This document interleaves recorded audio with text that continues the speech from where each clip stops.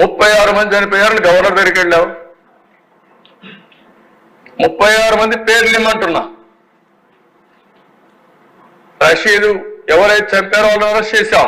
పేర్లు నువ్వు చెప్పినట్టు కూడా నేను ఇచ్చా. నువ్వు చంపిన వాళ్ళకు పేర్లు ఇచ్చా. వాళ్ళపైన కూడా యాక్షన్ తీసుకుంటా. మళ్ళా ఆ కేసులను ఓపెన్ చేస్తా. ఈ రోజు నువ్వు చెప్తున్నావు, దానిపైన కూడా నేను యాక్షన్ తీసుకుంటా. సిద్ధమాని సవాలు విసురుతున్నాను అధ్యక్ష. మాయ మాటలు మాట్లాడద్దు, నంగి మాటలొద్దు. బాబాయిని చంపేసే ఇప్పటికి కూడా ఊకిల్డ్ బాబాయి తెలియదు. చెప్పాల్సిన బాధ్యత లేదా? మాకు తెలియజేయాల్సిన బాధ్యత లేదా? దోషుల్ని నిలబెట్టాల్సిన బాధ్యత లేదా అని అడుగుతున్నా అధ్యక్ష. మిమ్మల్ని ఎవరన్నా ఉన్నారు, ఆ విషయాలన్నీ కూడా పెడతాను. ఒకే మాట చెప్పాను, ఎవరైనా సరే తప్పు చేస్తే వాళ్ళని శిక్షిస్తాం. మా పార్టీ వాళ్ళని కూడా శిక్షిస్తానని చెప్పాను. అదే మాదిరిగా చాలా మంది మీకు అనుమానం ఉంది, గడిచిన రోజుల్లో హత్యలు చేశారు, అవి మాత్రం మీరు పట్టించుకోలేదని. అవి కూడా వదిలిపెట్టాను. వడ్డీతో సహా చెల్లిస్తా, అది కూడా పెడతాం. ప్రజాస్వామ్యం అంటే తమాషా కాదు. హత్యలు చేయడం, నేరాలు చేయడం, ఘోరాలు చేయడం, ఎదురుదాడి చేయడం, అది రాజకీయ ముసుగులో ఎదురుదాడి చేయాలనుకుంటున్నారు. కానీ ఆ ముసుగు తీస్తాం. నేరస్తులుగానే చూసే విధానానికి శ్రీకారం చుడతానని చెప్పి మరొకసారి తెలియజేస్తున్న దిశ. విష్ణుకుమార్ రాజు గారు చెప్పిన దానిపైన నేను పూర్తిగా సహకరిస్తా. ప్రతి ఒక్క పల్లెలో చర్చ పెడదాం. లా అండ్ ఆర్డర్ పైన చర్చ పెడదాం. అవకతవకలు జరిగాయో, ఈ క్రైసిస్ ఉందో, ఇవన్నీ కూడా పెడదాం.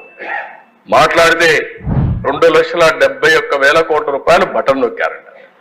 ఓకే, మీరు బటన్ నొక్కారు. 9,74,000 కోట్లు ఎందుకు అప్పైనాయి? మీరు నొక్కింది 2,71,000 కోట్లు మీరే చెప్తున్నారు. మీరు అప్పులు చేసింది 9,74,000 కోట్ల రూపాయలు ఇప్పటి వరకు. నేను లెక్కలు మొత్తం ఇస్తున్నా, ఇంకా ఉన్నాయి, అవి కూడా తీసుకొచ్చి ఇస్తాం. నయాపై కోర్టులో కూడా అత్యంతలు, కోర్టులో కూడా కంటెంప్ట్ కోర్టులు వేసి జైలు పంపించే పరిస్థితికి వచ్చారంటే దీనికి సమాధానం చెప్పాలనా లేదని అడుగుతున్నా. ఈరోజు ఒక విషయం చెప్పాలా దిశ, ఉండేవాడు కూడా, ఇది నేను చేసిన అభూత కల్పన. ఇది ఎవరు చెప్పారు ఈ మాట? మద్యపాన నిషేధం అని చెప్పారా లేదా? మీరు చెప్పి ఏం చేశారు? 2 స్ట్రీములు పెడతారా మీరు? ARET, additional retail excise revenue, 14,275 కోట్లు ఇప్పటికా ఆ స్ట్రీమ్లో వెళ్ళాయి. ఇంకో పక్కన వ్యాట్ డైవర్ట్ చేశారు. స్పెషల్ మార్జిన్ 20,673 కోట్లు పంపించారు. 10 సంవత్సరాలు తాకట్టు పెట్టారు. దీనికి ఆన్సర్ చెప్పాల్సిన బాధ్యత లేదా మీకు? పారిపోతే తప్పించుకుంటారా మీరు? మీరు చెప్పింది ఏంటి, చేసింది ఏంటి అని అడుగుతున్నా. నేను అడుగుతున్నా, విశాఖపట్నం రాజధాని ఏంటి? రాజధాని ఆస్తుల్ని తాకట్టు పెట్టడం రాజధాని? అందుకే నా దిశ వీళ్ళకు ఒక అలవాటు అయిపోయింది. అబద్ధాలు చెప్పి చెప్పి చెప్పి చెప్పి అబద్ధాన్ని నిజమని నమ్మించే పరిస్థితికి వచ్చారు. ఓసారి అబద్ధం చాలా ఫాస్ట్గా వెళ్తుంది, నిజం కొంచెం స్లోగా ఉంటుంది. కానీ అంతిమంగా నిజము నిప్పు లాంటిది, నిజమే గెలుస్తుంది, సత్యమే గెలుస్తుంది, దాంట్లో అనుమానం లేదని చెప్పి మరొకసారి ప్రజలు నిరూపించారు. మొన్న అదే జరిగింది. ఎప్పుడూ జరగనటువంటి విజయాన్ని ఇచ్చారంటే వీళ్ళు చెప్పిన అబద్ధాలని మళ్ళా ఇలాంటి వాళ్ళు వస్తే ఏమవుతుందో భయపడే ఓట్లు వేశారు. మాట్లాడితే మదనపల్లిలో సబ్ కలెక్టర్ ఆఫీస్ తగలబెడితే అక్కడ ఏవైతే 22A ఫైల్స్ ఉన్నాయో అవన్నీ కూడా తగలబెట్టి డెస్ట్రాయ్ చేయాలని పరిస్థితి వస్తే దాన్ని ఎంక్వైరీ చేస్తే తప్ప? అంటే మీరు తగలబెడితే నేను కూడా మీరు చెప్పింది మీ బాబాయిని చంపి ఆత్మహత్య అంటే నేను నమ్మాలి. ఇప్పుడు మళ్ళా మేము మహిళ చంపేశామంటే అవునని మేము ఒప్పుకోవాలి. మా ఆదినారాయణ రెడ్డి ఇక్కడే ఉన్నాడు, ఆదినారాయణ రెడ్డి చంపేశాడు అంటే మనం నమ్మాలి.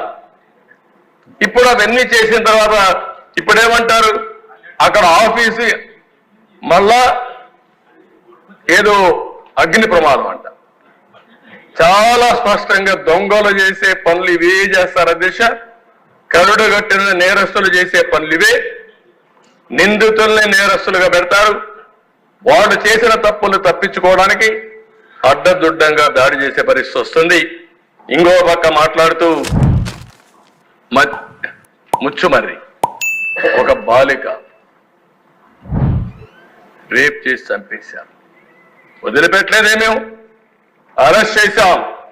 అరెస్ట్ చేయడం కాదు, పోలీస్ స్టేషన్ లో పెడితే ఒక అతను చచ్చిపోయాడు. చచ్చిపోయినా పర్వాలేదు, తప్పు చేసిన వాడిని వదిలిపెట్టకూడదని శిక్షించే ప్రభుత్వం ఎన్డీఏ ప్రభుత్వం.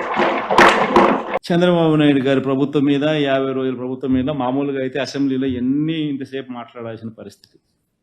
కానీ అసెంబ్లీలో ప్రతిపక్ష పార్టీ ఒకటి ఉంది అని కూడా వాళ్ళు గుర్తించారట. ప్రతిపక్ష పార్టీ అనేది ఉండేటివే 2 పక్షాలు, ఒకటి అధికార పక్షం, ఒకటి ప్రతిపక్షం. ఇక వేరే పార్టీయే లేదు. అయినా కానీ ప్రతిపక్ష పార్టీ కింద ప్రతిపక్షంలో ఉన్న పార్టీని గుర్తించారట. మరి ప్రతిపక్ష పార్టీని ఆటోమేటిక్లీ ప్రతిపక్షంగా గుర్తించినప్పుడు ఆ ప్రతిపక్షానికి ఒక నాయకుడు అనేవాడు ఉంటాడు కదా, ఆయన ప్రతిపక్ష నాయకుడిగా గుర్తించాలి కదా. మరి అది గుర్తించారట. ఎందుకు గుర్తిస్తే మైక్ అసెంబ్లీలో ఒక హక్కుగా ఇవ్వాలి. లీడర్ ఆఫ్ ది హౌస్ మాట్లాడిన తర్వాత అంతే సమయం ప్రతిపక్ష నాయకుడికి కూడా ఖచ్చితంగా ఇవ్వాల్సిన అవసరం ఉంటుంది, ఉండాలి, హక్కు అది. ప్రతిపక్ష నాయకుడు చేయెత్తితే ఖచ్చితంగా మైక్ ఇవ్వాలి. ప్రతిపక్ష నాయకుడికి అంతే టైం కేటాయించాలి. ఇవన్నీ చేస్తే ఈ మాదిరిగా ఆయన చేసిన పనులకు, ఆయన చేసిన పద్ధతులకు ఆయనను ప్రశ్నిస్తూ ప్రజల తరఫున గొంతు విప్పి ఇవన్నీ కూడా మాట్లాడే పరిస్థితి రావాలి. ఇవన్నీ ఎవరు మాట్లాడకూడదు, ఇవన్నీ ఎవరు అడగకూడదు, ఎవరు రోడ్డు మీదకి రాకూడదు, ఎవరు అసెంబ్లీలో క్వశ్చన్ చేయకూడదు, మేము ఏం చేసినా కానీ ఎవరు మాట్లాడకూడదు అని దుర్మార్గమైన ఆలోచనతో చంద్రబాబు నాయుడు ఇవన్నీ చేస్తా ఉన్నాడు. కాబట్టి ఇక అసెంబ్లీలో గొంతు విప్పలేకపోయినా అసెంబ్లీలో జరిగేటప్పుడు మాత్రం ఇదే మాదిరిగా ప్రజల తరపున మీడియాను ఉపయోగించుకుంటూ, మీడియాలో కూడా బహుశా ఈనాడు, ఆంధ్రజ్యోతి, TV5 లాంటి దుర్మార్గులు, చంద్రబాబు నాయుడు లాంటి కొవ్వొట్సు, చంద్రబాబు నాయుడు గారిని మోసే వ్యక్తులు అనుకూలంగా ఎలాగూ రాయరు, ఉండరు. కాబట్టి న్యూట్రల్గా ఉండే మిగతా పత్రికా యాజమాన్యాలు, మిగతా పత్రికలు, నిజాన్ని నిజంగా చెప్పగలిగిన పత్రికా యాజమాన్యాలను, ఇటువంటి వాళ్ళందరినీ కూడా కలుపుకుంటూ వీళ్ళ ద్వారా ప్రజల గొంతును వినిపించే కార్యక్రమం సుదీర్ఘంగా కూడా చేసే కార్యక్రమం జరుగుతుంది. Thank you.